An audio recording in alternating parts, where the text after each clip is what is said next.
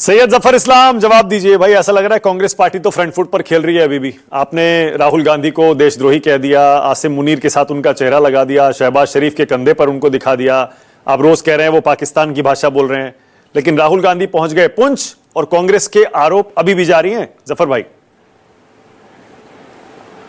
देखिए, आपने कहा कि कांग्रेस पार्टी फ्रंट फुट पे खेल रही है। अरे भाई, फुट के लिए एक कहावत इंग्लिश में, you have no leg to stand. तो आपके खड़े होने की कोई ऐसी पोशीदा ये नहीं है, प्रूफ नहीं है कि आप खड़े हो सकते हैं, स्टैंड जो भी ले रहे हैं उस पर खड़े हो सकते हैं। इसलिए कि सारे कॉन्कॉक्टेड स्टोरीज हैं और अब लोगों को भड़बड़ाने और बहकाने के लिए, देश को गुमराह करने के लिए सब कर रहे हैं। तो ये इन सब जो बातें जो कह रहे हैं उसमें कोई ना तो किसी की रुचि है और ना कोई इसमें कोई रुचि लेने वाला है। देखिए, रुचि किस बात में थी? रुचि इस बात में थी कि आपने जिसका जिक्र किया उसके बारे में कुछ नहीं बोला उन्होंने। रुचि थे कि वहां आतंकवादियों को मारा, वहां के आर्मी ने जब पहले आतंकवादी ठिकानों पर मारा तो आतंकवादियों को मारा, नष्ट नाबूद किया। उसके बाद वहां के स्टेट जो है वो उसका जो है आर्मी इन्वॉल्वमेंट करने की कोशिश की तो उसके एयरबेसेस सारे उड़ा दिए, उसके बहुत सारे सिस्टम्स को उड़ा दिया, आर्मी के इंस्टॉलेशन को उड़ा दिया और आर्मी को भी मारा। कई अब तो शहबाज शरीफ ही खुद कहते हैं कि इतने सारे हिलाक हो गए, हिलाक हो गए, हिलाक हो गए।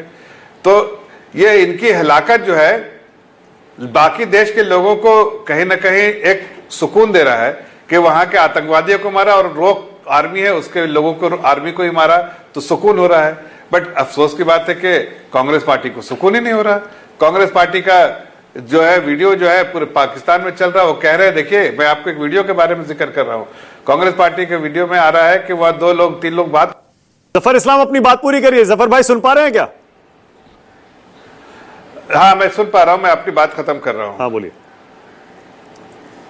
मैं सिर्फ इतना कहना चाह रहा था, जो बात अधूरी रहेगी, बीच में लाइन डिस्कनेक्ट हो गया था, कि हमने आतंकवादियों को मारा और उस आतंकवादियों को मारने के बाद जब उनको जाहिर इस बात की जानकारी हुई कि भाई हमने आतंकवादी ठिकाने पे किया और हमने तो अनाउंसमेंट किया कि हमने कोई सिविलियंस को नहीं मारा है, हमें कोई पाकिस्तानी अवाम को नहीं मारना था और हमने कोई उनके मिलिट्री इंस्टॉलेशंस पे या मिलिट्री कोई सिस्टम पे हमने कोई वार नहीं किया है, अटैक नहीं किया है।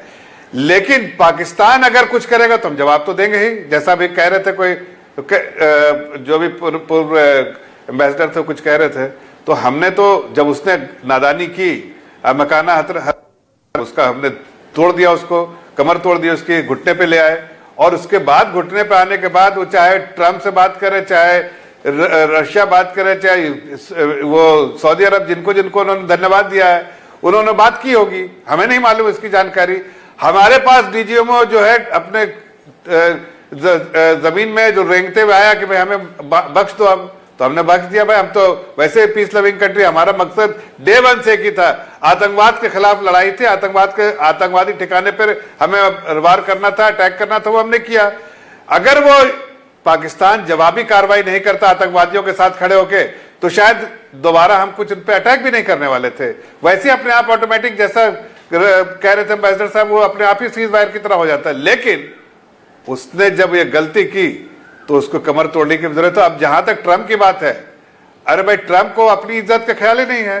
ट्रंप के बयान को अगर यहाँ के फॉरेन सेक्रेटरी खारिज कर रहा है तो उसके बाद तो 10 बार सोचना चाहिए ट्रंप को as a president of United States कि मैं इस लायक हो रहा हूं कि मेरी स्टेटमेंट को एक देश के विदेश मंत्री नहीं बल्कि सेक्रेटरी, फॉरेन सेक्रेटरी वो खारिज कर दे रहे हैं और फिर भी हम बोले जा रहे हैं। तो इससे क्या समझ में आता है? और हर बार बदल रहे हैं। लास्ट में उनको बदलना पड़ा कि हमने कुछ नहीं किया भाई, बस हमारी से बात हुई। तो बात तो सभी देश से होती है, फोन तो आता रहता है। नहीं, ऐसे जब कॉन्फ्लिक्ट वो पलटे थे, हल्का सा पलटे थे, वापस उसी लाइन पर आ गए जफर भाई।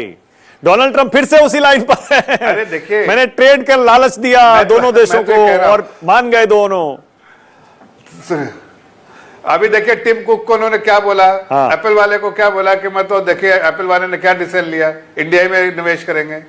अरे भाई, उनकी बातों को तो अभी आज यूरोपियन यूनियन के बारे में क्या, और देख लीजिए शाम तक चेंज कर देंगे 25-50% टैरिफ की जो बात कर रहे हैं। पर इंडिया के पीछे क्यों पड़े हैं जफर भाई ये डोनाल्ड ट्रंप? ऐसा लग रहा है हमारे पीछे हाथ धो के पड़े, क्यों? अरे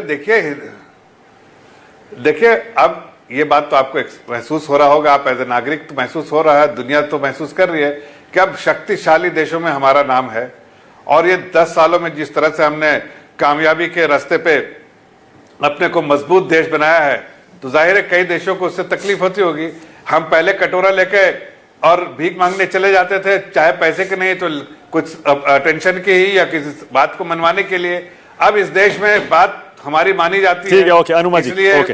दुनिया विंग भी कमांडर मानती अनुमा है। आचार्य। अभी देखिए फॉरेन सेक्रेटरी, अभी फॉरेन मिनिस्टर ने क्या बोला, अभी फॉरेन मिनिस्टर जो जर्मनी के क्या बोला, टोटली विथ इंडिया। हाँ।